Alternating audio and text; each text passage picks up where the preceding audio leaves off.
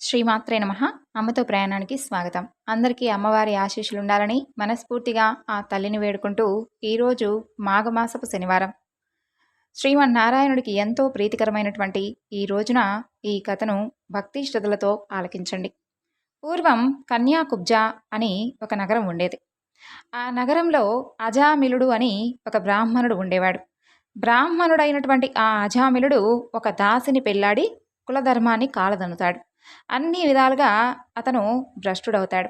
జూదం, దొంగతనం, వంచనే జీవితంగా గడుపుతూ ఉండేవాడు. ఆ విధంగా సజ్జనులను హింసిస్తూ దుర్జనులతో చేతులు కలుపుతాడు. అలా 10 మంది కొడుకులను కంటాడు. వారిలో ఆఖరి వాడి పేరు నారాయణుడు. అతనంటే అజామిలుడికి చెప్పలేనంత ఇష్టం, అలాగే ప్రేమ. ఆ అజామిలుడికి 80 సంవత్సరాల వయసు వస్తుంది. అలా ముసలివాడైపోతాడు. అవసాన దశ సమీపిస్తుంది. అతను ఆ సమయంలో కూడా ఎప్పుడూ కూడా అసలు దేవుణ్ణి స్మరించిందే లేదు. అసలు అతని జీవితం మొత్తం మీద ఏనాడు దైవ స్మరణ చేసింది లేదు. ఎవరికీ కూడా ఎలాంటి దాన ధర్మాలు కానీ ఒక్క పుణ్యకార్యం కూడా చేసింది లేదనమాట. ఆఖరి కొడుకు నారాయణుడి గురించే ఎప్పుడూ ఆలోచిస్తూ ఉండేవాడు. అలా ప్రాణాలు పోతూ ఉంటాయి. ఆ సమయంలో అక్కడకు యమభటులు వచ్చి అతనికి ఎదురుగా నిలుచుని ఉంటారు. వారిని చూసి అజామిలుడు భయపడిపోతాడు. ఒక్కసారిగా ఆ భయంతో కొడుకంటే నారాయణుడంటే ఇష్టం కదా, కాబట్టి ఒక్కసారిగా గట్టిగా ఆ నారాయణుని కేకేస్తాడు. నారాయణ నారాయణ అంటూ పెద్దగా గొంతు చించుకుంటాడు. తర్వాత చనిపోతాడు. దేవుని ఎప్పుడు ఏ క్షణం అతను తలచింది లేదు. ఒక్క మంచి పని కూడా చేశాడు. అయినా ఆఖరి క్షణాల్లో అజామిలుడు నారాయణ నారాయణ అని అన్నందుకు పుణ్యాన్ని మూట కట్టుకుంటాడు. అందుకు ఫలితంగా అక్కడకు విష్ణుదూతలు ప్రత్యక్షమవుతారు. అజామిలుడిని నరకానికి తీసుకొని వెళ్లేందుకు సిద్ధమై ఉంటారనమాట. అప్పుడు అక్కడకు యమభటులు కూడా వస్తారు. యమభటులను వారిస్తారు విష్ణుదూతలు. అతను మా మనిషి, మీరు ముట్టుకోకండి అని అంటారు. తేజరిలుతూ ఉన్నటువంటి ఆ విష్ణుదూతలను చూసి వారితో ఇలా అంటారు యమభటులు, అయ్యా, మీరెవరో మాకు తెలియదు, కానీ మీరు మాత్రం యమధర్మరాజు గారి శాసనాన్ని ధిక్కరిస్తున్నారు. అది చాలా పెద్ద తప్పు. మేము విష్ణుదూతలం, ఈ అజామిలుని విష్ణులోకానికి తీసుకొని పోయేందుకు వచ్చామని అంటారు విష్ణుదూతలు. ఇది యమధర్మరాజును ఎంత మాత్రం ధిక్కరించడం అయితే కానే కాదు అని అంటారు. అప్పుడు ఆ యమభటులు ఆశ్చర్యపోతారు. ఒకరిని చూసి ఒకరు నవ్వుకుంటారు. ఈ అజామిలుణ్ణి విష్ణులోకానికి తీసుకుని వెళతారా? ఎందుకు తీసుకుని వెళతారు? అసలు ఏ కారణం చేత తీసుకుని వెళతారు? అసలు ఏం పుణ్యం చేశాడని చెప్పి ఇతను విష్ణులోకానికి తీసుకెళ్ళడానికి అర్హుడయ్యాడు? ఇతని గురించి అసలు మీకు తెలుసా? మీకు అసలు ఇతని గురించి తెలియదేమో. ఇతను మహాపాపి. బ్రాహ్మణుడిగా పుట్టి చెప్పలేనని నీచ కార్యాలు చేశాడు తెలుసా? ఏనాడు కనీసం ఇసుమంత పుణ్యం కూడా చేసిందే లేదు. ఇలాంటి వాడికి అసలు విష్ణులోక ప్రాప్తి ఏ విధంగా కలిగింది అంటూ ఆశ్చర్యపోతారు యమభటులు. అప్పుడు విష్ణుదూతలు జీవుల యొక్క పుణ్య పాపాల గురించి, మోక్ష ప్రాప్తికి సాధనమైనటువంటి భగవన్నామస్మరణ గురించి యమభటులకు వివరిస్తారు. భగవన్నామ మహిమను గురించి గొప్పగా చెబుతారు. ఎవరైనా సరే ఎన్ని పాపాలు చేసినా సరే ఆఖరి క్షణాల్లో నోరారా భగవన్నామస్మరణ చేస్తే చాలు, అతనికి ఉన్నటువంటి పాపాలన్నీ కూడా పటాపంచలైపోతాయి. మీరు చెప్పింది నిజమే. ఈ అజామిలుడు మహాపాపాలు చేశాడు. ఇతను అసలు నిజానికి నరకానికి పోవలసిన వాడే. అయితే ఇతను ఆఖరి క్షణాల్లో నారాయణ నారాయణ అంటూ హరినామస్మరణ చేశాడు. అప్పుడు కూడా అతను భగవంతుణ్ణి స్మరించాలి అని చెప్పి స్మరించలేదు. కొడుకును పిలిచాడు. అయినప్పటికీ అది హరినామస్మరణ అవుతుంది కదా. అందుకు ఫలితంగా అతనికి ఉన్నటువంటి పాపాలన్నీ కూడా తొలగిపోయాయి. ఇప్పుడు అతను పుణ్యాత్ముడయ్యాడు. అందుకే మేము ప్రత్యక్షమయ్యాం. శ్రీహరి నామస్మరణ చాలా గొప్పది. మీరు అతన్ని స్పృశించరాదు. వెనక్కి వెళ్ళిపోండి. కాదు కూడదు అంటే జరిగిందంతా కూడా ఒకసారి మీ యమధర్మరాజుకు వివరించి ఒకసారి నిజ నిజాలు తెలుసుకోండి అని చెబుతారు విష్ణుదూతలు.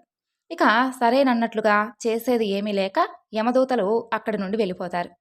అలా వెళ్ళి యమధర్మరాజును సమీపిస్తారు. అక్కడ జరిగిందంతా కూడా యమధర్మరాజుతో చెబుతారు. స్వామి, హరినామస్మరణ అంత గొప్పదా అని చెప్పి అడుగుతారు. అప్పుడు యమధర్మరాజు, అవును, చాలా గొప్పది. ఆ నామస్మరణ వినివస్తున్నటువంటి వైపు మీరు అస్సలు వెళ్ళనేవద్దు. ఇలాంటి తప్పును మరలా చేయొద్దు అంటూ మందలిస్తాడు యమధర్మరాజు. ఇక తమ భటులు చేసినటువంటి తప్పుకు వారిని తనని కూడా క్షమించమని చెప్పి శ్రీహరిని ప్రార్థిస్తాడు యమధర్మరాజు. ఎంతటి పాపాత్ముడైనా ఆఖరి క్షణాల్లో హరినామస్మరణ చేస్తే చాలు, అతనికి ఉన్నటువంటి పాపాలన్నీ తొలగిపోతాయి. అతను తప్పకుండా స్వర్గానికే అర్హుడవుతాడు. హరినామస్మరణ అంత గొప్పది. ఆ నామం వినవస్తున్నటువంటి వైపు తన దూతలను కూడా కన్నెత్తి కూడా చూడవద్దని చెప్పి హెచ్చరిస్తాడు యమధర్మరాజు. అజామిలుని విషయంలో దూతలు చేసినటువంటి ఆ అపరాధాన్ని క్షమించమని చెప్పి శ్రీహరిని సైతం వేడుకుంటాడు. మృత్యు గడియలు సమీపిస్తూ ఉంటే యమపటులు రావడం, వారిని చూసి భయపడి తన ఆఖరి కొడుకు నారాయణను నారాయణ నారాయణ అంటూ కేక వేయడం. అప్పుడు అక్కడకు విష్ణుదూతలు రావడం, వారి మధ్య వివాదం చెలరేగడం అంతా గమనిస్తాడు అజామిలుడు. అప్పుడు అజామిలుడికి జ్ఞానోదయం అవుతుంది. హరినామస్మరణ అసలు శక్తి ఏమిటో, ఎలాంటిదో అప్పుడు అతనికి పూర్తిగా తెలిసి వస్తుంది. దాంతో ఇక జీవితం అంతా వ్యర్థం చేసుకున్నానే అంటూ ఎంతగానో దుఃఖిస్తాడు. ఆ తరువాత ఇక మించిపోయింది లేదని చెప్పనుకొని భగవద్భక్తిని పెంచుకుంటాడు. అన్ని బంధాలను తెంచుకొని విరక్తుడై గంగా తీరానికి చేరుకుంటాడు. భగవంతుణ్ణి స్మరిస్తూ ధ్యానంలో మునిగిపోతాడు. అలా కొంతకాలానికి మృత్యు గడియలు సమీపించినప్పటికీ విష్ణుదూతలు మరలా కనిపించారు అతనికి. వారిని చూసి ఆనందించాడు అజామిలుడు. చేతులు జోడించి నమస్కరించాడు. గంగా తీరంలో దేహాన్ని త్యజించి విమానంలో వైకుంఠానికి చేరుకున్నాడు. జీవితాన్ని సార్థకం చేసుకున్నాడు అజామిలుడు. పూర్వం తుంగభద్రా నదీ తీరంలో ఒక గ్రామంలో ఆత్మదేవుడు దుందులి అనేటటువంటి బ్రాహ్మణ దంపతులు ఉండేవారు. వారికి సంతానం లేదు. ఒకనాడు ఒక సన్యాసి వచ్చి ఆత్మదేవునికి ఒక పండు ఇచ్చి ఆ పండును తన భార్య చేత తినిపించమని చెప్పి వెళ్ళిపోతాడు. కానీ దుందులి మాత్రం ప్రసవ వేదన బాధలకు భయపడిపోయి ఆ పండును తినలేదు. అప్పుడే గర్భంతో ఉన్నటువంటి ఆమె సోదరి అక్కడికి వస్తుంది. అక్కకు సహాయంగా ఉండాలి అనేటటువంటి తలంపుతో చెల్లెలు అక్కతో ఒక మాట చెబుతుంది. నాకు పుట్టబోయేటటువంటి బిడ్డ నీకు పుట్టినట్లుగా ప్రకటించి నేను నీకు సహాయంగా ఉంటూ బిడ్డను కొన్ని సంవత్సరాలు సాగుతాను. అందుకు ప్రతిఫలంగా మాకు కొంత ధన సహాయం చెయ్యి. అదేవిధంగా అక్కా చెల్లెళ్ళిద్దరూ రహస్య అవగాహనకు సిద్ధమై ఉంటారు. దుందులి ఆ పండును ఆవుకు తినిపించి ఆమె గర్భిణిగా నటిస్తూ వచ్చింది. ఆ విధంగా చెల్లెలికి పుట్టినటువంటి కుమారుణ్ణి తన యొక్క కుమారుడిగా ప్రకటించి ఆ పిల్లవాడిని సాకుతూ వస్తుంది. ఆ పిల్లవాడి పేరు దుందుకారుడు. సరిగ్గా అదే సమయం పండు తిన్నటువంటి ఆవు మనుష్య శరీరంతోనూ ఆవు చెవులతోనూ ఒక మగబిడ్డను కంటుంది. దానికి గోకర్ణుడు అని పేరు పెడతారు. ఆత్మదేవుడు ఇద్దరినీ సమానమైనటువంటి ప్రేమతో పెంచుతాడు. గోకర్ణుడు సకల విద్యాశాస్త్రాలను చక్కగా బుద్ధితో అభ్యసిస్తాడు. ఇక దుందుకారుడు మాత్రం దుష్టుడై ఆస్తిని అంతా కూడా ధ్వంసం చేసేసి ఇంటి నుండి పారిపోతాడు. ఆ తరువాత తల్లిదండ్రుల గురించి ఆలోచిస్తూ మరణిస్తాడు. గోకర్ణుడు మాత్రం తీర్థయాత్రలకు వెళ్ళిపోతాడు. తిరిగి వచ్చి ఇంట్లో నిద్రిస్తూ ఉండగా ఒక ప్రేతం భయంకరంగా కనిపిస్తుంది. గోకర్ణుడు మంత్రజలాన్ని ఆ ప్రేతంపై చల్లగా అది ఈ విధంగా అంటుంది, అన్నయ్యా, నేను దుందుకారుడను. నా దుస్థితి చూడు ఏ విధంగా అయిందో. మీరు ఎన్ని నీతులు చెప్పినా నేను అస్సలు వినలేదు. నాకు సద్గతి మార్గం చూపవా అన్నయ్యా అంటూ దీనాతి దీనంగా విలపిస్తాడు. అందుకు గోకర్ణుడు, తమ్ముడు, నేను వెళ్ళినటువంటి పుణ్యస్థలాలలో నీ గురించి తర్పణలు విడిచాను. గయలో శ్రాద్ధం కూడా చేశాను. అయినా నీలో మార్పు రాలేదంటే నాకు ఆశ్చర్యంగా ఉంది అంటూ తమ్ముడితో అంటాడు. గయలో శ్రాద్ధం చేసినా నాకు విముక్తి రాలేదంటే నేను ఎంత పాపినో, నాకసలు నిష్పృతి లేదు అంటూ అన్న ఎదుట విలపిస్తూ ఉంటాడు దుందుకారుడు. అలా 1 నెల తరువాత చెబుతానని చెప్పి గోకర్ణుడు సూర్య జపాన్ని ప్రారంభిస్తాడు. సూర్య భగవానుడు కరుణించి భాగవత సప్తాహం చేయమని చెప్పి చెబుతాడు. అదేవిధంగా గోకర్ణుడు భాగవత సప్తాహాన్ని ప్రారంభిస్తాడు. ఒక సద్బ్రాహ్మణుణ్ణి ముఖ్య శ్రోతగా నియమించి గోకర్ణుడు భాగవత పఠనాన్ని మొదలు పెడతాడు. దుందుకారుని ప్రేతం అక్కడ ఉన్నటువంటి ఒక వెదురు చెట్టులో ప్రవేశించి దీక్షతో ఆ భాగవత కథను వినడం ప్రారంభిస్తుంది. ఆ చెట్టుకు 7 కనుపులుంటాయి. ఒక్కొక్క రోజు శ్రవణం అవగానే ఒక్కొక్క కనుపు పెద్ద శబ్దంతో పేలిపోతూ ఉంటుంది. ఇక 7వ శ్రవణంతో సంపూర్ణమైనందున 7వ కనువు కూడా పేలిపోతుంది. దానిలో నుండి అత్యంత మనోహరుడు పీతాంబరిధారి అయి సాక్షాత్తు శ్రీకృష్ణుడి వలె దివ్యమైనటువంటి తేజస్సుతో మనుష్య రూపంతో వెలుపలికి వస్తాడు. గోకర్ణుని పాదాలకు నమస్కరిస్తాడు. ప్రేత రూపాన్ని దూరం చేసి తనను రక్షించినందుకు అన్నయ్యకు కృతజ్ఞతలు చెప్పుకుంటాడు దుందుకారుడు. ఇక అంతలో వైకుంఠం నుండి విమానం ఒకటి వస్తుంది. వచ్చి దేవతలు దుందుకారుణ్ణి ఆహ్వానించి ఆ విమానంలో కూర్చోమని అడుగుతారు. అప్పుడు గోకర్ణుడు ఆ విష్ణుదూతలను ఇలా అడుగుతాడు, ఓ దివ్యదూతలారా, అసలు ఇంతమంది విష్ణు పురాణం చేస్తారు కదా, మరి విష్ణు పురాణం శ్రవణం చేస్తే ఈ ఒక్కరినే ఎందుకు మీరు ఈ ఈ యొక్క దివ్య విమానంలోకి ఆహ్వానిస్తున్నారు అని చెప్పి అడగగా, అందుకు వారు, ఓ పుణ్యాత్ముడా, నీవు అడిగినటువంటి ప్రశ్న చాలా బాగుంది. కానీ వినడం మాత్రమే చాలదు. ఇంతమందిలో ఎందరో ఈ యొక్క భాగవత కథలను విన్నప్పటికీ మన ప్రాణాలను కేంద్రీకరించి ఎవరైతే వింటారో నీవు చెప్పగలవా? చెప్పలేవు కదా! కాబట్టి శ్రవణమే కాదు, మననం కూడా చెయ్యాలి. శ్రీకృష్ణ లీలాతత్వంలో ఏకమైపోవాలి. ఈ ప్రేతం అలాగే చేసి ప్రేత విముక్తినే కాకుండా వైకుంఠ ప్రాప్తిని కూడా సాధించింది. అన్యదా శరణం నాస్తి త్వమేవ శరణం మమ అని ఆత్మార్పణ చేసుకోవాలి. ఇంకొక భాగవత సప్తాహం చెయ్యండి. అప్పుడు దీక్షతో నీవలే శ్రద్ధాభక్తులున్నవారు వైకుంఠ ప్రాప్తిని పొందగలరు అని చెప్పి సమాధానమిస్తారు విష్ణుదూతలు. ఇక గోకర్ణుడు విష్ణుదూతల మాటను విని మరలా సప్తాహం చేస్తాడు. ఈసారి సాక్షాత్తు శ్రీహరియే అవతరించి గోకర్ణునితో పాటు శ్రద్ధాసక్తులతో విన్న వారందరినీ కూడా శ్రీకృష్ణ స్వరూపాలుగా మార్చి తనతోనే వైకుంఠానికి తీసుకుని వెళ్ళిపోతాడు.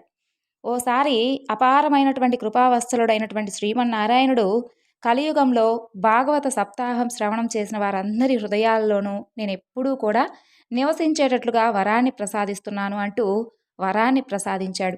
అందుకే ఎప్పుడైనా మనస్ఫూర్తిగా భాగవతాన్ని చదివి అందులోని అంతరార్థాన్ని కనుక తెలుసుకుంటే, భగవంతుని యొక్క తత్వాన్ని ఆకలింపు చేసుకుంటే చాలు, వారందరూ కూడా సాక్షాత్తు శ్రీకృష్ణ స్వరూపులే అవుతారని చెప్పి సాక్షాత్తు ఆ శ్రీమన్నారాయణుడే తెలియజేశాడు. భాగవతం చదవడం, రాయడం, వినడం వలన ఎంత మంచి జరుగుతుందో ఈ కథ ద్వారా మనం తెలుసుకున్నాం కదా. ఇప్పుడు భాగవతం కథల్లోని ప్రహ్లాదుడు గురించి తెలుసుకుందాం. పరీక్షిత్ మహారాజుతో సుఖముని, ఓ రాజేంద్ర, సూర్యుడు ఒక్కడే అయినా సర్వదేశాల ప్రజలకు ఏ విధంగా కనిపిస్తున్నాడో అలాగే సర్వాంతర్యామి అయినటువంటి ఆ నారాయణుడు కూడా ఏకరూపియే. సత్వగుణం వలన దేవతలు, ఋషులు, రజోగుణం వలన అసుర బృందాలు, తమోగుణం వలన యక్షులు, రాక్షసులు పుట్టారు. సర్వాంతర్యామి అయినటువంటి పరమాత్మను జ్ఞానులు తమ యొక్క ఆత్మలోనే దర్శిస్తారు. శరీరం మీద అభిమానం వల్ల, నేను నాది అనేటటువంటి అహంకారం వలన రాగద్వేషాలు పుడుతూ ఉంటాయి. అభిమానం విడిచిపెడితే చాలు, పరమాత్ముడికి ఒకరి మీద ద్వేషం, క్రోధం ఉండవు. కామించి గోపికలు, విపరీతమైనటువంటి భయంతో కంసుడు, వైరభావంతో శిశుపాలుడు, ప్రేమతో మీరు, భక్తితో మేము ఆయన దర్శన భాగ్యం పొందుతున్నాం. జయ విజయులు వైకుంఠంలో ద్వారపాలకులు, విష్ణు సేవా తత్పరులు. ఒకమారు సనక సనందనాది మునులు నారాయణ దర్శనార్థమై వైకుంఠానికి రాగా అది తగు సమయం కాదని చెప్పి ద్వారపాలకులు వారిని అడ్డగిస్తారు. అందుకు మునులు కోపించి విష్ణు లోకానికి దూరమయ్యేదరని చెప్పి శపిస్తారు. అప్పుడు వారు శ్రీ మహావిష్ణువును శరణు వేడగా, మహర్షుల యొక్క శాపానికి తిరగలేదు కాబట్టి మీరు నా భక్తులై ఉండడం వలన మీకు కొంత శాప విమోచన కూడా కలిగిస్తాను.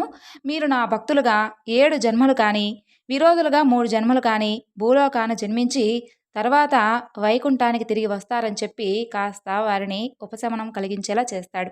అప్పుడు వారు, మీకు దూరంగా 7 జన్మలు మేము ఉండలేమని చెప్పి, విరోధులుగా 3 జన్మలు ఎత్తుతామని చెప్పి చెబుతారు. ఆ జయా విజయులే కృతయుగంలో హిరణ్యాక్ష, హిరణ్యకశిపులుగాను, త్రేతాయుగంలో రావణ కుంభకర్ణులుగాను, ద్వాపర యుగంలో శిశుపాల దంతవృక్తులుగాను జన్మిస్తారు. ప్రతి జన్మలోనూ విష్ణువు అవతారం చేత వదులై ఆ తరువాత శాప విముక్తిని పొందారు. కశ్యప ప్రజాపతి భార్య అయినటువంటి దితి గర్భాన హిరణ్యాక్ష, హిరణ్యకశిపులనేటటువంటి మహావీరులు జన్మిస్తారు. హిరణ్యాక్షుడు బలగర్వితుడై దేవతలను యుద్ధంలో ఓడిస్తూ అందరినీ భయభీతులను చేస్తూ ఉంటాడు. పాతాళాంతర్గతమైనటువంటి భూదేవిని శ్రీ వరాహమూర్తి అవతారంలో ఉద్ధరిస్తున్నటువంటి శ్రీ మహావిష్ణువును యుద్ధానికి కవ్విస్తాడు. అప్పుడు జరిగినటువంటి భీకరమైనటువంటి యుద్ధంలో హిరణ్యాక్షుడు మరణిస్తాడు.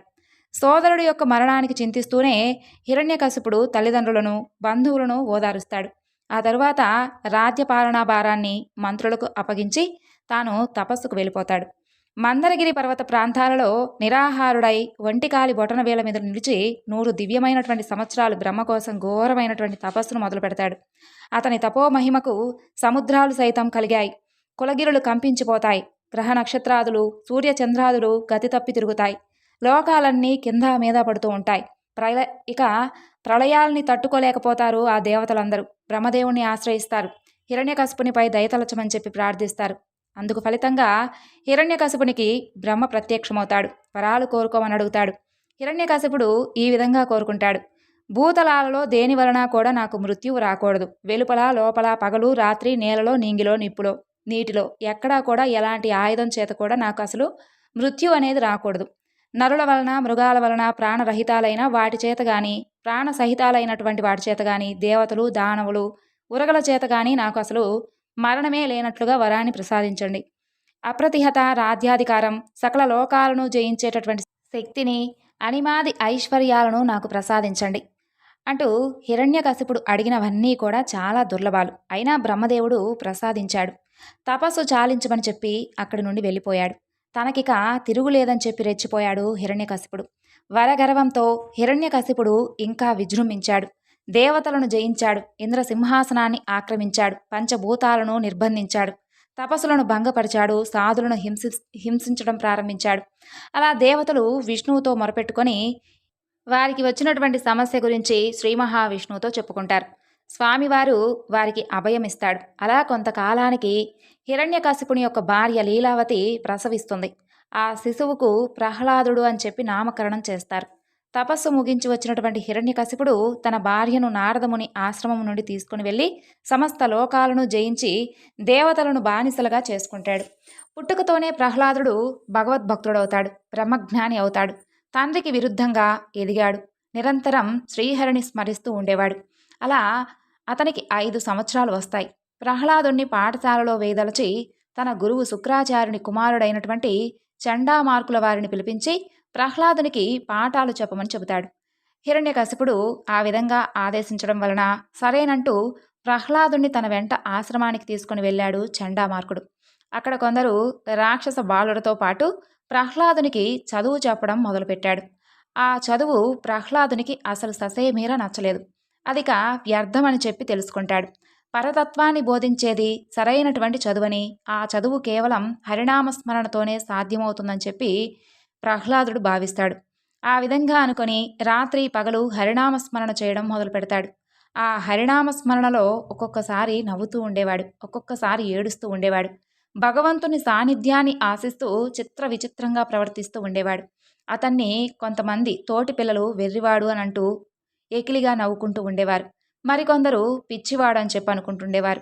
ఒకనాడు ఆ పిల్లాడి చదువు సంధ్యలు అసలు ఏ మేరకు వచ్చాయో తెలుసుకోవాలని చెప్పి హిరణ్యకశిపుడు తెలుసుకోవాలనుకుంటాడు. ఆ విధంగా కుమారుణ్ణి పిలిపిస్తాడు. పిలిపించి వచ్చినటువంటి తన కుమారుణ్ణి చేతులు చాచి కౌగిలిలోకి తీసుకొని తొడ మీద కూర్చోబెట్టుకుంటాడు. నాయనా ప్రహ్లాద, గురువుల దగ్గర బాగా చదువుకొని ఉంటావుగా, సకల శాస్త్రాలు అభ్యసించి కూడా ఉంటావు. ఏది చదువంటే ఏమిటో, అందులోని మర్మం ఏమిటో చెప్పు అని అడుగుతాడు హిరణ్యకశిపుడు. చదువంటే శ్రీహరిని జపించడం అని చెబుతాడు ప్రహ్లాదుడు. చదువులలోని మర్మమంతా ఆ భగవంతుడు శ్రీహరి సాన్నిధ్యాన్ని చేరుకోవడమే తండ్రి అని అంటాడు. పాప పంకిలమైనటువంటి ఈ లోకాన్ని త్యజించి విష్ణుపదం చేరుకోవడమే తన యొక్క లక్ష్యమని, దానికోసమే తపస్సును చెయ్యాలనుకుంటున్నానని ప్రహ్లాదుడు జవాబిస్తాడు. కుమారుడి మాటలు గుండెల్లో గుణపాలు దించినట్లుగా అవుతుంది హిరణ్యకశిపునికి.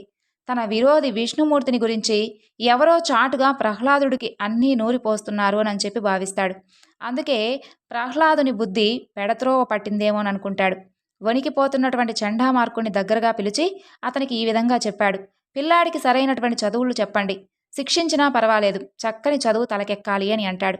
సరేనంటూ ఆశ్రమానికి ప్రహ్లాదుని సహా చేరుకొని వెళతాడు చండామార్కుడు. ప్రహ్లాద, శ్రీహరిని భగవంతుడు అంటున్నావు నిజమే, కానీ అది చాలా తప్పు నాయనా. మనకు భగవంతుడంటూ మీ తండ్రి మాత్రమే. అతన్నే మనం ఆరాధించాలి. అతను చెప్పిందే మనకు వేదం అని అంటాడు. సమాధానంగా నవ్వి ఊరుకుంటాడు ప్రహ్లాదుడు. ఇతన్ని శిక్షించాల్సిందే అని అనుకుంటాడు గురువు. కొడతానని చెప్పి మీదకొస్తాడు. నేను చెప్పిందే నువ్వు చదవాలి, వేరొకటి చదివితే నేను ఒప్పుకోనని చెప్పి బెదిరిస్తాడు. రాక్షసులకు అవసరమైనటువంటి దండనీతిని బోధించాడు అతనికి. వింటే కదా ఏదీ చెవికెక్కించుకోలేదు ప్రహ్లాదుడు. ప్రహ్లాదుని చదువు గురించి మరలా తెలుసుకోవాలని చెప్పి అతన్ని పిలిపిస్తాడు హిరణ్యకశిపుడు. బాగుపడి ఉంటాడులేనని చెప్పి అనుకుంటాడు. తన గురించి అంతా తెలుసుకుని ఉంటాడు అని చెప్పి భావిస్తాడు. వచ్చినటువంటి ప్రహ్లాదుని మరలా తొడ మీద కూర్చోబెట్టుకొని లాలించి బుజ్జగిస్తాడు. ఏది నాయనా, నువ్వు ఇటీవల నేర్చుకున్న దాన్ని నాకు చక్కగా చెప్పు అని అడుగుతాడు. పాత పాటే పాడాడు ప్రహ్లాదుడు. సింహాసనం మీద నుంచి కిందకి దిగి శ్రీహరిని కీర్తిస్తూ చిందులు వేశాడు. విష్ణు భక్తిని మించింది లేదని చెబుతాడు. విష్ణువుని చేరుకునేందుకు నవభక్తి సూత్రాలను తెలియజేస్తాడు. కొడుకు ప్రవర్తన పట్ల చెప్పలేనంత కోపం వస్తుంది హిరణ్యకశిపునికి. ఇదేనా నువ్వు నేర్పినటువంటి విద్య అంటూ చండామార్కుని అనేకంగా తిట్లు తిట్టడం ప్రారంభిస్తాడు. ఓరి బ్రాహ్మణాదమా, శత్రుపక్షం వహించి నా కొడుకును నా మీదకే ఉసిగొలుపుతున్నావా? ఇదా నువ్విచ్చినటువంటి శిక్షణ? నిన్నేం చేసినా పాపం లేదు అని అంటాడు. క్షమించాలి దానవేంద్ర, ఆ చదువులేవి నేను చెప్పలేదు. వాటిని ప్రహ్లాదుడు తనంత తానుగా నేర్చుకున్నాడు. ఇందులో అసలు నా ప్రమేయం ఎంత మాత్రం లేదు అని అంటాడు చండామార్కుడు. అవునా అన్నట్లుగా ప్రహ్లాదుని చూశాడు హిరణ్యకశిపుడు. అవునన్నట్లుగా తలాడించాడు ప్రహ్లాదుడు. ఇక అంతే, ఒక్క ఉదుటన సింహాసనం మీద నుండి లేచి ప్రహ్లాదుని విసురుగా ముందుకు తోసివేస్తాడు. వెళ్ళి దూరంగా పడినటువంటి ప్రహ్లాదుని చూస్తూ ఇలా అంటాడు. శత్రువును కీర్తించేవాడు వాడు కన్న కొడుకైనా సరే నాకు శత్రువుతో సమానం. ఈ ప్రహ్లాదుడు వదార్హుడు. తీసుకుని వెళ్ళి వీడిని చంపేసేయండి. చచ్చాడన్నటువంటి శుభవార్తను నా చెవిన వేయండి. 5 ఏళ్లవాడైనటువంటి ఆ ప్రహ్లాదుణ్ణి రెక్కలు విరిచి పట్టుకుపోయారు రాక్షసులు. అతన్ని చంపడానికి నానా రకాలుగా ప్రయత్నిస్తారు. ఏనుగుల చేత తొక్కిస్తారు, పాముల చేత కరిపిస్తారు, ఎత్తైనటువంటి కొండల మీద కిందకు తోస్తారు, ప్రజ్వలిస్తున్నటువంటి మంటల్లో పడేస్తారు, కాలకోటమైనటువంటి విషాన్ని తాగిస్తారు, అన్నానికి నీటికి దూరం చేస్తారు. ఏ రకంగా ప్రయత్నించినా మాత్రం ప్రహ్లాదుడు మాత్రం మరణించలేదు. పైగా హరినామస్మరణతో మరింతగా బలాన్ని పుంజుకుంటాడు. క్రోధంతో హిరణ్యకశిపుడు ప్రహ్లాదుని పిలిపించి, నేనంటే సకల భూతాలు కూడా భయపడిపోతాయి, అలాగే అసలు దిక్పాలకులైతే నా సేవకులు, ఇక నీకు అసలు దిక్కెవరు, బలమెవరు అని చెప్పి గద్దిస్తాడు. అందరికీ ఎవరు బలమో, అందరికీ ఎవరు దిక్కో ఆ విభుడే నాకు దిక్కంటాడు ప్రహ్లాదుడు. నాన్నగారు, పద్మాక్షుని పూజించేటటువంటి చేతులు మాత్రమే చేతులు అనదగ్గవి. లక్ష్మీషుణ్ణి కీర్తించేటటువంటి నాలుకే నాలుక అనదగ్గది. దేవేశుణ్ణి చూసేటటువంటి చూపులనేటటువంటి చూపులనవచ్చు. నారాయణుణ్ణి మొక్కేటటువంటి శిరస్సు మాత్రమే శిరస్సు. హరిని వినిపించేటటువంటి చెవులే చెవులు. మాధవుని యందు లగ్నమయ్యేటటువంటి మనసు మాత్రమే మనసు అనదగ్గది. భగవంతునికి ప్రదక్షిణలు చేసేటటువంటి అడుగులే అడుగులు. ఆది పురుషుని మీద లగ్నమయ్యేటటువంటి బుద్ధి మాత్రమే సద్బుద్ధి. పరదేవతను ధ్యానించేటటువంటి రోజు మాత్రమే మంచి రోజు.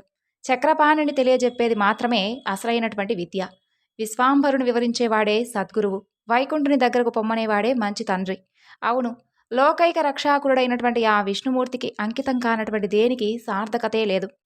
ఈ విధమైనటువంటి ప్రహ్లాదుడి మాటలు విన్నటువంటి హిరణ్యకశిపుడు శ్రీహరిని ప్రహ్లాదుడు కీర్తించడాన్ని తట్టుకోలేకపోతాడు.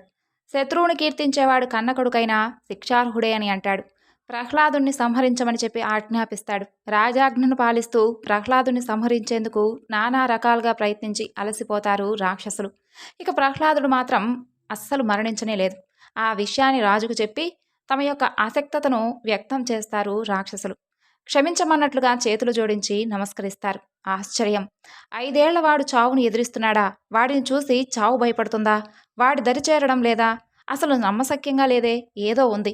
ఏదో శక్తి ప్రహ్లాదుని కాపాడుతుంది. వాణ్ణి కాపాడుతూ తనను పరిహసిస్తుంది. పిల్లాడి మీద పగ పెంచుకొని మృత్యువుకు తను చేరువు కావడం లేదు కదా అని అనుకుంటాడు హిరణ్యకశిపుడు. భయపడతాడు. ఇక సింహాసనంలో కూలబడతాడు. రాజును గమనిస్తాడు చండామార్కుడు. డీలా పడినటువంటి రాజుకు శక్తిని చేకూరుస్తున్నట్లుగా ఇలా అంటాడు. మహారాజా, మరికొన్నాళ్ళు ప్రహ్లాదుని నాకు అప్పచెప్పండి. మంచేదో చెడేదో ప్రయత్నిస్తాను. మరో అవకాశం నాకు కలిగించండి అంటూ హిరణ్యకశిపుడిని అడుగుతాడు. హిరణ్యకశిపుడు ఆ మాటకు అవుననలేదు, కాదనలేదు, ఊరుకున్నాడంతే. మౌనం అంగీకారం అనుకుంటాడు చండామార్కుడు. ప్రహ్లాదుని వెంటబెట్టుకుని ఆశ్రమానికి చేరుకుంటాడు. అలా కొద్ది రోజులు గడిచిపోతాయి. ప్రహ్లాదుని బుద్ధిలో ఎలాంటి మార్పు రాలేదు. తల పట్టుకుంటాడు చండామార్కుడు. అభ్యర్థించాడిలా, నాయనా ప్రహ్లాద, నీ మూలంగా మా అందరి ప్రాణాలు పోయే విధంగా ఉన్నాయి. చిన్నవాడివైనా చేతులెత్తి నమస్కరిస్తున్నాను. నా మాట వినరా? ఆ హరినామస్మరణ మానుకోరా? సమాధానం లేదు ప్రహ్లాదుని దగ్గర నుండి. నీ కుల విద్యలు నీకు నేర్పుతాను. నేర్చుకుని నీ తండ్రిని సంతోషపెట్టు. అయినా సమాధానం లేదు. నేను చెప్పినట్లు నువ్వు వినలేదనుకో, నిన్ను ముక్కలు ముక్కలుగా చేస్తాను, ఉప్పు పాత్ర వేస్తాను అని చెప్పి బెదిరిస్తాడు చండామార్కుడు. అయినా బెదిరిపోలేదు. పైగా భగవద్భక్తిని మరింతగా పెంచుకోసాగాడు. దైవాన్ని తాను ధ్యానించడమే కాదు, తోటి పిల్లలంతా ధ్యానించే విధంగా చేసాగాడు. వారందరికీ భక్తి తత్వాన్ని ఉపదేశించాడు. హరికథలు వినిపిస్తూ భాగవత ధర్మాలు బోధించడం ప్రారంభించాడు. వినసొంపుగా ఉన్నటువంటి ఆ కథలను, ధర్మాలను వంటబట్టించుకుంటూ పరవశించిపోయారు ఆ బాలకులు. ఒకనాడు ఈ విధంగా అడుగుతారు. నీకివన్నీ అసలు ఎలా తెలుసు? అమ్మ కడుపులో ఉండగానే తెలుసుకున్నాను అని అంటాడు ప్రహ్లాదుడు. అసలు అదెలా సాధ్యమని చెప్పి వారు ప్రశ్నించలేదు. కానీ జరిగింది మాత్రం అది. అనేక సంవత్సరాల పాటు మందరాద్రి మీద హిరణ్యకశిపుడు తపస్సు చేసినప్పుడు అతని చుట్టూ పుట్టలు పెరిగాయి. కనిపించకుండా పోయాడు. అంతా శిథిలమైపోయి ఉంటాడని అనుకున్నారు. దేవతలకి ఈ సంగతి తెలిసి ఆనందించారు. అదే అదునుగా ఇంద్రుడు దానవుల మీదకు దండెత్తాడు. రాజు లేడు, తపస్సు చేసుకుంటూ అక్కడెవడో ఉన్నాడు. ఉన్నాడో లేడో కూడా తెలీదు. ఇంద్రుని ఎదిరించడం ఎవరి వల్ల కాలేదు. వెనుతిరిగి చూడకుండా పరుగుదీశారు. ఇక తలో దిక్కుగా పారిపోయారు దానవులు. ఇల్లు వాకిళ్ళు భార్యాబిడ్డలను పట్టించుకోలేదు. ఆ విధంగా ఆ దానవులు కనీసం భార్యాబిడ్డనే పట్టించుకోలేని వారు హిరణ్యకశిపుని భార్య లీలావతిని పట్టించుకుంటారా? పట్టించుకోలేదు. అంతఃపురంలో ఆమె ఒంటరిదైపోయింది. అప్పుడు ఆమెను ఇంద్రుడు చేరబట్టాడు. ఆకాశదారులంటా తీసుకుపోయాడు. అప్పుడు ఆమె గర్భవతి. రక్షించేవారు లేక బోరున విలపిస్తూ ఉంటుంది. ఆమె రోదన నారదుడు వింటాడు. ఇంద్రుణ్ణి వారిస్తాడు. పతివ్రతను పరపత్నిని చేరబట్టడం మహాపాపం. నా మాట విను, ఆమెను విడిచిపెట్టు అని అంటాడు. ఇక విడిచిపెట్టనుగాక విడిచిపెట్టను అని అంటాడు ఇంద్రుడు. మునీంద్ర, ఈ లీలావతి ఇప్పుడు గర్భవతి. దేవతలకు హాని చేసేటటువంటి హిరణ్యకశిపుని విషబీజం ఈమెలో వృద్ధి పొందుతుంది. ఇటువంటి సమయంలో ఈమెను విడిచిపెట్టడం దేవతలకు హాని తలపెట్టడమే. అందుకనే విడిచిపెట్టను అంటున్నాను. ఈమె ప్రసవించే వరకు బంధించి ఉంచుతాను. ప్రసవానంతరం పుట్టినటువంటి బిడ్డను చంపి అప్పుడు ఈమెను విడిచిపెడతాను అని అంటాడు. నీ ఊహ సరికాదు అని అంటాడు నారదుడు. ఇప్పుడు ఈ సాధ్వి గర్భంలో పెరుగుతుంది. నువ్వు అనుకున్నట్లుగా దేవతలకు శత్రువు కాదు. పరమ భాగవతోత్తముడు పెరుగుతున్నాడు. పాపరహితుడు అతడు. అతన్ని చంపడం నీ వలన కాదు. నా మాట విను, లీలావతిని విడిచిపెట్టు అంటాడు నారదుడు. అప్పుడు ఆలోచనలో పడతాడు ఇంద్రుడు. నా మాట మీద నమ్మకం లేదా అని అడుగుతాడు నారదుడు. ఉంది. నీ మాట మీద నమ్మకంతోనే ఈమెను విడిచిపెడుతున్నాను. తీసుకుని వెళ్ళండి. లీలావతిని విడిచిపెట్టాడు ఇంద్రుడు. ఇక అక్కడి నుండి వెళ్ళిపోతాడు. పెను ప్రమాదం నుండి తనను రక్షించినందుకు చేతులు జోడించి నమస్కరించి నారదముని పాదాలను ఆశ్రయించింది లీలావతి. ప్రాణభిక్ష పెట్టారు. కృతజ్ఞురాలిని అని అంటుంది. రా తల్లి రా అంటూ ముందుకు నడిచాడు నారదుడు. లీలావతితో సహా తన ఆశ్రమానికి చేరుకున్నాడు. నీ భర్త తపస్సు నుండి తిరిగి వచ్చేంత వరకు నువ్విక్కడే ఉండొచ్చు. నీకు ఎలాంటి కొరత రాదు అని అంటాడు. నారదమునిని సేవిస్తూ లీలావతి రోజులు గడుపుతూ ఉంటుంది. అలా ఆమె భక్తికి మెచ్చాడు నారదుడు. ఆమెకు పరతత్వాన్ని బోధించాడు. జ్ఞానబోధ చేశాడు. నారదుని బోధలన్నీ కూడా తల్లితో పాటుగా ఆమె గర్భంలో ఉన్నటువంటి ప్రహ్లాదుడు కూడా వింటూ ఉంటాడు. బాగా ఆకలింపు చేసుకుంటాడు. ఈ కారణంగానే పుట్టుకతోనే ప్రహ్లాదుడు హరిభక్తుడు కాగలిగాడు. గొప్ప జ్ఞానయ్యాడు. ఆ జ్ఞానాన్నంతా పంచసాగాడు ఇప్పుడు ఆ తోటి బాలురకు. ఆ విధంగా రాక్షస బాలకులందరి చేత హరినామస్మరణ చేయించడాన్ని చండామార్కుడు గమనించి అయ్యో కొంపలు మునిగిపోయాయే అని అనుకుంటాడు. ప్రహ్లాదుని ఆశ్రమానికి తీసుకుని వచ్చి తప్పు చేశానే అని అనుకుంటాడు. ప్రహ్లాదుని వెంటబెట్టుకుని హిరణ్యకశిపుణ్ణి సమీపించాడు. చేసినటువంటి తప్పును క్షమించమంటూ ఆశ్రమంలో ప్రహ్లాదుడు చేసిందంతా కూడా ఆ రాక్షసరాజుకు వివరించాడు. చండామార్కుడు చెప్పినటువంటి ఆ మాటలన్నీ కూడా విని నిజమా అంటూ ఉరుముతూ చూశాడు హిరణ్యకశిపుడు.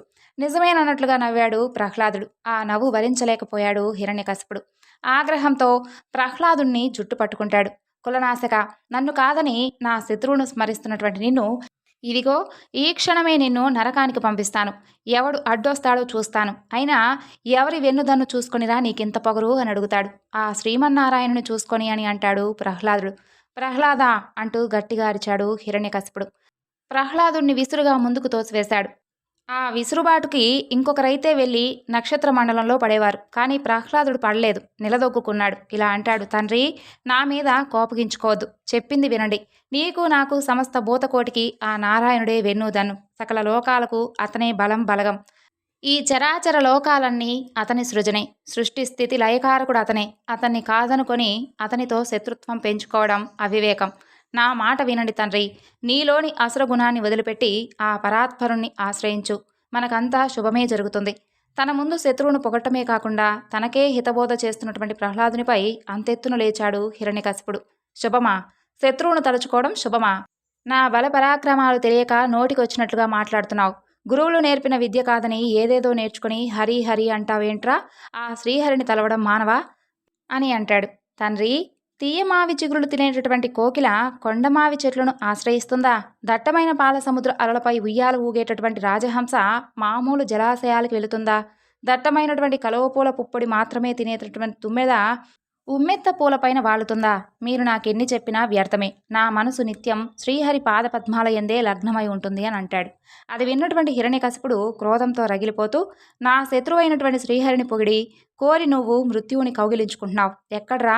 ఎక్కడ నువ్వు చెప్పేటటువంటి శ్రీహరి? చూపించు, వాడంతు చూస్తాను. నీ పినతండ్రిని చంపినటువంటి నాటి నుండి వాడి కోసం వెతుకుతూ ఉన్నాను. కనిపించడం లేదు. ఎక్కడ దాక్కున్నాడో? దమ్ముంటే బయటకు రమ్మను, నా కంట పడమను అని అంటాడు. శ్రీహరిని గురించి ఎంతలేసి మాటలు వినవలసొచ్చింది. అయ్యయ్యో, భరించలేననుకుంటాడు ప్రహ్లాదుడు. తప్పన్నట్లుగా లెంపలేసుకుంటాడు.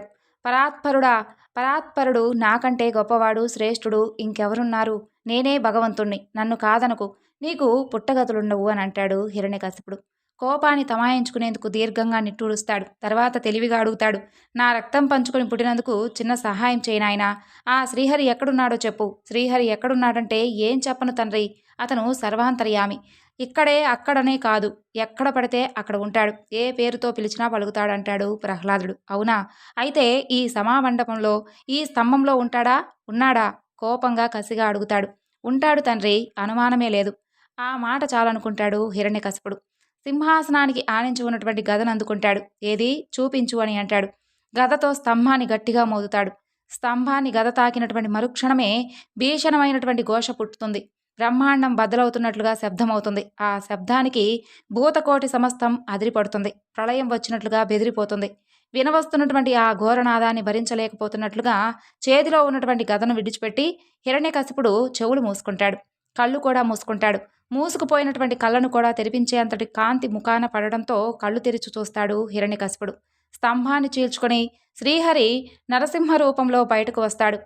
అసలు మున్నెన్నడూ ఎవ్వరూ చూడనటువంటి భీకర రూపంలో, ఇటు నరుడు కాదు, అటు మృగము కాదు, నరమృగేంద్ర రూపంలో శ్రీహరి బయటకు రాసాగాడు. ఎంతటి దాన్నైనా సరే చీల్చి చెండాడేటటువంటి కోరలు, కత్తి అంచుకుంటే పదనైనటువంటి నాలుక, కొండగుహల్లాంటి నోరు, వాడిగా గోళ్ళు, వంటి నిండా రోమాలు, పెనుగర్జన చేస్తూ ఉంటాడు. ఇక 4 చేతులు, ఆ చేతుల్లో శంఖచక్ర గదాది ఆయుధాలు. నరకేసరి రూపంలో తన ముందు ప్రత్యక్షమైనటువంటి శ్రీహరిని చూసి మృత్యువును చూసినట్లుగా భయపడ్డాడు హిరణ్యకశిపుడు. అంతలోనే తేరుకుంటాడు. వదిలినటువంటి గదాయుధాన్ని అందుకుంటాడు. గిరగిరా తిప్పుతూ నరసింహస్వామిని ఎదుర్కొంటాడు. గద స్వామిని తాకుతుంది కానీ దెబ్బ ఆయనకు తగలడం లేదు. శూన్యంలోకి గదను విసురుతున్నట్లుగా ఉంది హిరణ్యకశిపునికి. చిత్రంగా ఉంటుంది. ఈసారి దెబ్బ తగిలి తీరాల్సిందేననుకుంటాడు. మరింత బలంగా గదను విసురుతాడు. విసిరినటువంటి ఆ గద విసిరినట్లుగానే మాయమైపోతుంది. చేతిలో ఆయుధాన్ని కోల్పోయి తెల్లబోతాడు హిరణ్యకశిపుడు. వెనకడుగు వేయిపోతాడు. అంతలో అతన్ని వడిసి పట్టుకుంటాడు నరసింహస్వామి. విడిపించుకునేందుకు శాయశక్తులా ప్రయత్నిస్తాడు. అతని వల్ల కాలేదు. గింజుకుంటాడు. అది రాత్రి పగలు కానటువంటి సంధ్యా సమయం. ఆ సమయం కోసమే ఎదురు చూస్తున్నట్లుగా స్వామివారు హిరణ్యకశిపుణ్ణి సభామండపం ద్వారం దగ్గరకు ఈడ్చుకొని పోతాడు. ద్వారం మీద కూర్చొని హిరణ్యకశిపుణ్ణి ఒడిలో పెట్టుకుంటాడు. కదలకుండా మోచేతులతో అదింపట్టి ఆ తరువాత ఒక్కసారిగా చేతి గోళ్లను అతని పొట్టలోకి పోనిస్తాడు స్వామి. హిరణ్యకశిపుని పొట్ట చీల్చి సంహరించేస్తాడు. పేగులు తీసి జందెంగా మెడలో వేసుకుంటాడు. నాలుక చాచి రాక్షసరాజు రక్తాన్ని జురుతాడు. హిరణ్యకశిపుణ్ణి నరహరి సంహరించాడని తెలుసుకుని స్వామి మీద యుద్ధం ప్రకటించినటువంటి రాక్షస గణాన్ని త్రుటి కాలంలో తుదమట్టించాడు భగవంతుడు. ఆ తరువాత భూమండలం అదిరిపోయే విధంగా చిందులు తొక్కుతూ విలయ నృత్యం చేస్తాడు.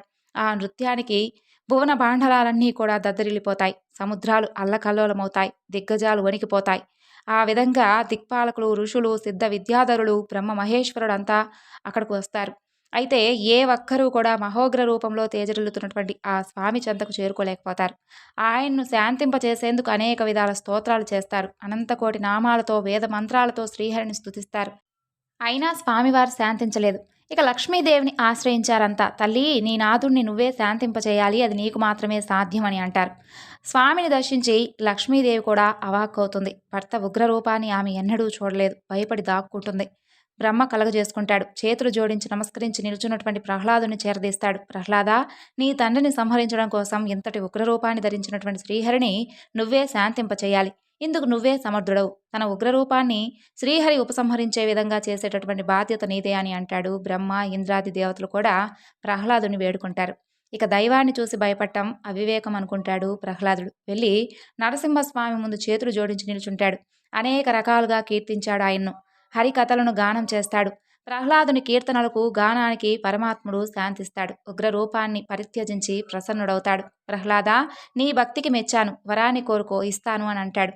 అప్పుడు శ్రీహరి, నిరంతరం నిన్నే ధ్యానించే విధంగా, నీపై నా భక్తి రెట్టింపయ్యే విధంగా వరాన్ని ప్రసాదించు స్వామి అని అడుగుతాడు. అందుకు స్వామి అనుగ్రహిస్తాడు. నా భక్తుల్లో నువ్వే ప్రథముడు అవుతావు, ముల్లోకాల్లోనూ పరమ భాగవతోత్తముడిగా కీర్తి పొందుతావని అంటాడు స్వామివారు. ధన్యుణ్ణి, నన్ను కూడా నీలో చేర్చుకో స్వామి, ఇక తొందరెందుకు, రాజ్య భోగాలను అనుభవించాలి కదా, నన్ను ఆరాధిస్తూ రాజ్య పరిపాలన చెయ్యి, త్వరలోనే నన్ను చేరుకుందుగాని అని అంటాడు శ్రీహరి. స్వామి, నాదొక చిన్న కోరిక, చెప్పు. నా తండ్రి చేసినటువంటి అపరాధాలన్నీ మన్నించి వారికి సద్గతిని ప్రసాదించండి. తప్పకుండా, నీ తండ్రికే కాదు, నీ పితృపితామహులందరికీ కూడా మోక్షం ప్రసాదిస్తున్నాను. పరమ భక్తుడివి అయినటువంటి నీ పుట్టుకతో దైత్య కులం అంతా పావనమైంది అని అంటాడు. ఇక శ్రీహరి బ్రహ్మను చూస్తూ, పరమేష్ట, క్రూరాత్ములకు వరాలను ప్రసాదించి లోకాలను అల్లకల్లోలం చేయవద్దు అంటూ హెచ్చరిస్తాడు. సరేనన్నట్లుగా తల ఊపుతాడు బ్రహ్మ. శ్రీహరి, శ్రీదేవి, అలాగే దేవతలందరూ కూడా అక్కడి నుండి అదృశ్యులవుతారు. ప్రహ్లాదుడు పట్టాభిషిక్తుడవుతాడు. ముల్లోకాలలోనూ ధర్మం ప్రవర్తిల్లుతుంది. దేవతలు, దిక్పాలకులు వారి వారి స్థానాలను అలంకరించి ఆనందిస్తారు. భూదేవి మనోవేదన చల్లారుతుంది. ఋషులు, మునులు అవిఘ్నంగా జపతపాదులు సాగిస్తారు. యజ్ఞ యాగాలు నిర్విఘ్నంగా కొనసాగుతాయి. అనేక సంవత్సరాల పాటు ప్రహ్లాదుడు ప్రజలను పాలించి గొప్ప పాలకుడంటూ పేరు ప్రఖ్యాతులను సాధించాడు. పరమ భాగవతోత్తముడిగా కూడా ముల్లోకాలన్నీ అతన్ని కీర్తించాయి. ఈ స్వామివారి వివరణను ఎవరైతే వింటారో వారికి సంపూర్ణమైనటువంటి స్వామి అనుగ్రహంతో పాటు వైకుంఠ ప్రాప్తి కూడా కలుగుతుంది. ఈ వివరణను ఇంతటితో ముగిస్తున్నాను. సర్వం శ్రీ లలితార్పణమస్తు. స్వస్తి.